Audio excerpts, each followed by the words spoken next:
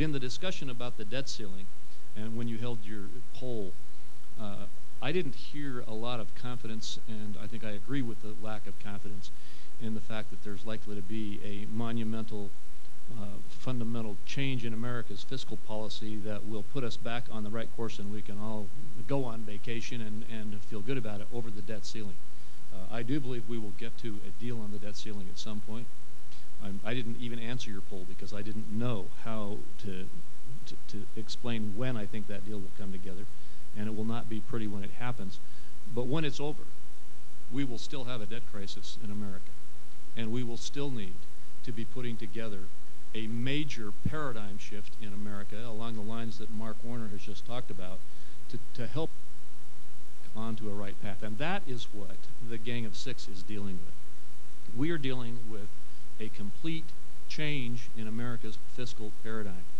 When we started it out, and I see a number of the other members of the commission here today, we spent a year looking at every aspect of this issue, and some of the basic agreements that we made then, which the Gang of Six is carrying forward in our negotiations, are first that everything has to be on the table, and that we in America need to develop a comprehensive approach.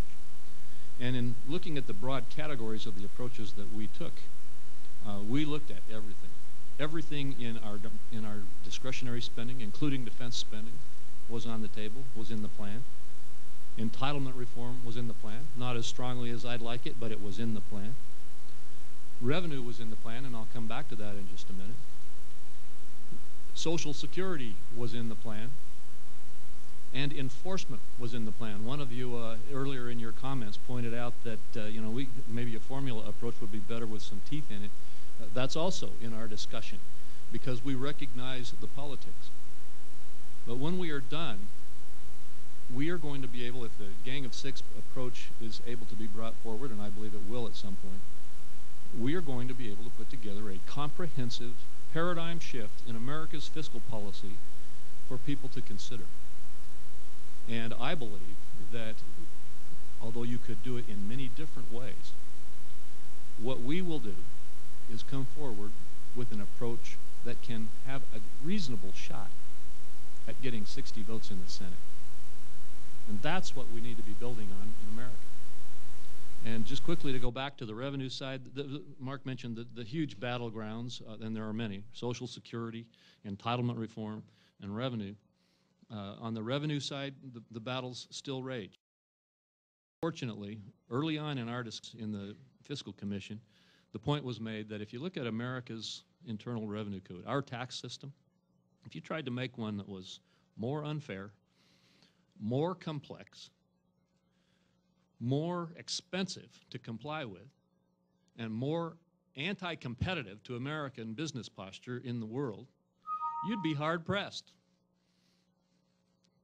And what we need to be looking at on the revenue side is reforming our tax policy in a way that, as the Fiscal Commission did, ultimately reduces tax rates, broadens the base in the code, eliminates that complexity and compliance cost, and makes us more competitive, and generates a dynamic opportunity in America to grow our economy in ways that will give us the ability to deal with the revenue needs that our government needs to have in dealing with our debt crisis.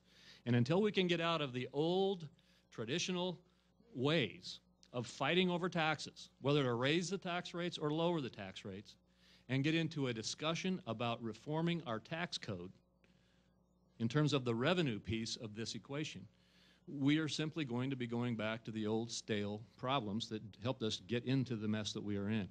The same kind of discussion can be held with regard to entitlement reform, the same kind of discussion with regard to Social Security reform, and so forth. But I'll just conclude by saying what the Gang of Six is about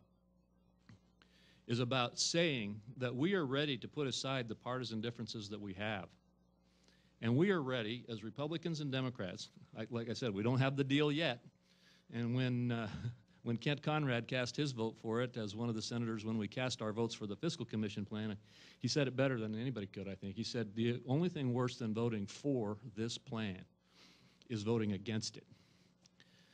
Meaning that there were things in it that were absolutely unacceptable to elected officials on the panel. And yet he did it. I did it. the other senators on the panel, with the exception of one, did it. And we did it realizing that we needed to move it forward, knock off the rough edges, got engaged in the process of building something that can get those votes on the floor, and then put it out, and let the business community, and let the media, and let the American people see an alternative that has a bipartisan opportunity to help us change the paradigm in America. And that's what we should be doing. Senator Crapo, the newsman in me can't help to try to advance the ball a little bit, and forgive me if I sound like a bookie here, but is 3-to-1 a workable formula? 3 parts spending cuts to 1 part tax revenue enhancements? Here's the microphone. Yeah. First of all, 3-to-1 is the formula that the Fiscal Commission came up with. And you used the right word, revenue. If you look at what the Fiscal Commission did, it came up with what we call the zero option plan. That is, every single solitary tax deduction, credit, and exemption in the code was eliminated in the proposal. And the vast majority, and by the way, that is $1.1 trillion a year, not a decade, a year of revenue that the government doesn't collect. And of that $1.1 trillion, yeah, 1.1 trillion. Of that $1.1 trillion, the Commission allocated everything but about $700 billion of it to rate reduction. And that is the basic model. Now, as Mark mentioned, even $1 not going to rate reduction and going to debt retirement has been argued by many, and I can see the argument, that it's basically using tax revenue to support spending. And I actually believe that the right line is to go dollar for dollar.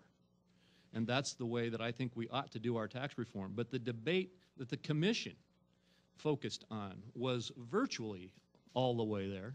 It was everything out of $11 trillion over 10 years. It was less than, it was over $10 trillion in rate reduction.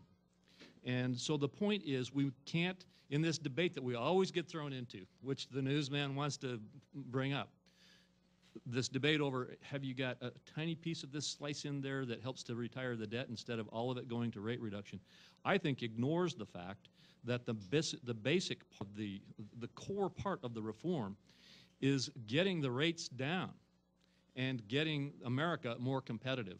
And like I say, I would prefer to do it all the way and then let the dynamic growth of the economy pump that revenue back in. But there's a debate over that, and that's a debate we may have to have a vote on in the larger group of the Senate.